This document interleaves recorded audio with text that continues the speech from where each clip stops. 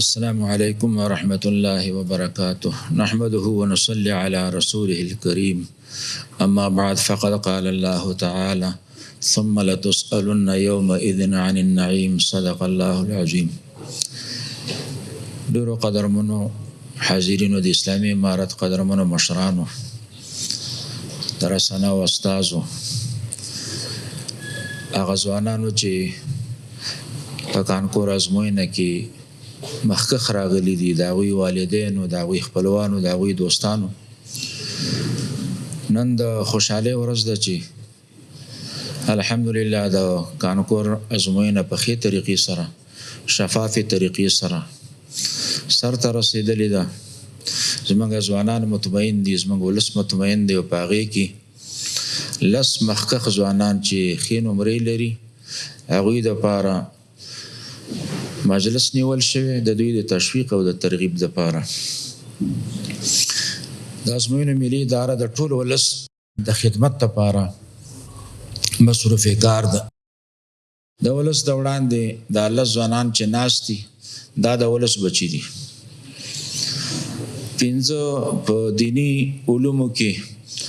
مخکښ راغلي دي او 15 په عصري علومو کې مخکښ راغلي دي. دلته دواړه طبقې یو شانتي ناست دي، دواړه د ولس بچي دي، په دواړو باندې د ولس مصرف کیږي، دواړه طبقې به د ولس په خدمت کې وي، دواړه طبقې به ولس یو شانتي مطمئن ساتي او وطن به آبادي. که په دغه فکره باندې موږ وړاندې لاړ شو زموږ مشکل راکمیږي. کله داسې وخت راشي چې عصري علومو ته ترجیح زیاته شي، دیني علوم د هغوی زده کوونکي هغه د پامه وغورځول شي، د هغې د وجې نه خفګان مخې ته راشي. د ولس هغه بچي چې دیني علوم حاصلوي د هغوی والدین، د هغوی خپلوان د مایوسۍ سره مخ شي. دا یو ناکامه نظریه ده، د ولس سره جفا ده. کله بیا داسې وشي چې دیني علومو ته ترجیح ورکړل شي، عصري علوم د هغوی زده کوونکي د پامه وغورځولی شي، پوره توجه ورته ونه شي. دا هم یو ناکامه نظریه ده، په حقیقت کې د ولس سره جفا ده. زموږ ولس دواړو علومو ته ضرورت لري، هم شان او یکسان دواړو علومو ته ضرورت لري. په دواړو کې موږ شاته پاتې یو. دا مهمه ده چې ځوانان دواړو ته توجه وکړي، والدین خپل اولادونه دواړو ته تشویق. نن د ولس ته دغه فکر او دا نظریه ورکول کېږي چې ستاسو بچي د دواړو یو شان تقدیر کېږي. د ازموینو د ملي ادارې له خوا نه دغه پروګرام جوړ شوی دی د دوی د تقدیر دپاره. ډېر مشرانو د دوی تقدیر په نظر کې نیولې. حنفي صاحب دا اوس چې بیان وکړو ستاسو ته، د هم ځوانانو دپاره د هغوی د تشویق دپاره تشویقي شیان راوړي دي او د دې د ځوانانو د تشویق په خاطر باندې په خپله هم راغلي دي د ډېرو مصروفتیاګانو سره. دا د ځوانانو ته یو فکره ده چې تاسو نه نظام توقع لري، تاسو نه مشران توقع لري، درته خوشحاله دي، ستاسو په کامیابۍ خوشحاله دي، ستاسو په ترقۍ خوشحاله دي. ورسره همزمان یو فکره هم ډېره مهمه ده چې وړاندې مشرانو هغې ته اشاره وکړه، هغه دا چې د تاریخ په اوږدو کې همیشه دپاره چې دغسې ځوانان اعلان شوي دي، ولس ورته خوشحاله شوی دی، امید پیدا شوی، نظام ورته خوشحاله شوی، امید پیدا شوی، موږ نه پردو بوتلی دي او په پردو نظریاتو یې تربیه کړي دي، د ولس په څنګ کې بیا نه دي ولاړ، د ولس په خلاف استعمال شوي. نو زما د دوی د والدینو، د خپلوانو نه او د دوی نه په خپله دا خواهش دی چې په دې مسله کې ډېر زیات احتیاط وکړه. تېر کال موږ د ځوانانو ته دا خبره کړې وه، د هغوی والدینو ته هم دا خبره کړې وه. ښه به دا وي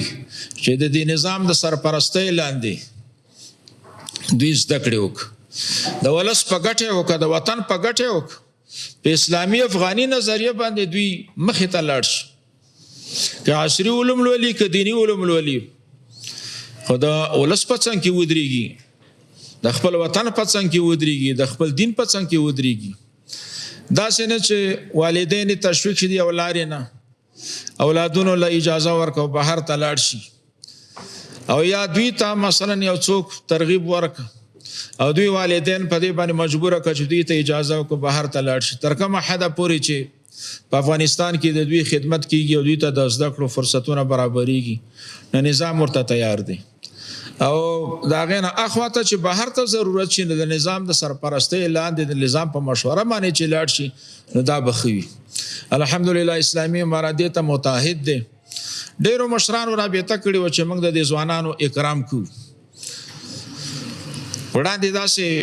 نه دي شوي چې په لویه کچه باندې د دې لپاره پروګرامونه نیول شوي دا د دې معنا ده چې د نظام مشران دې خبرې ته متحد دي چې دغه ځوانان د دوی نه موږ دا توقع لرو چې دوی به وطن آبادي او دوی آبادولی شي پر څوک نشي آبادولی موږ دوی ته مبارکي وایو د دوی والدینو ته مبارکي وایو ټول ولس ته مبارکي وایو موږ الحمدلله دې تجمن یو چې موږ به د ولس بلا فرق خدمت کوو او داسې خدمت به کوو چې هغې کې به ستونزې مشکلات مخې ته نه وي او لکه څرنګه چې دا پنځه د عصري علوم پنځه د دیني علومو نه په څنګ سره ناست یم دغسې په څنګ باندې به دوی د وطن آبادي او د ولس خدمت به کوي او یو د بل نه به سره قربانېږي که چېرته منځ کې فاصله راشي چې د عصري علومو والا ځان لوړ بولي دیني علومو والا ته په سپکه ګوري یا د دیني علومو والا ځان لوړ بولي عصري علومو ته په سپکه ګوري نو دا بیا د نظر کمی دی د عقل کمی دی او دغه نظر بیا د وطن په ګټه باندې نه ده نو موږ د ټولو مشرانو مننه کوو چې دلته د دې ځوانانو د حوصله افزایي دپاره راغله خپل قیمتي وختونه دلته مصرف کړه موږ د رسنیو د استازو نه مننه کوو او د راغلو ټولو مېلمنو نه مننه کوو واخر دعوانا الحمدلله رب العالمین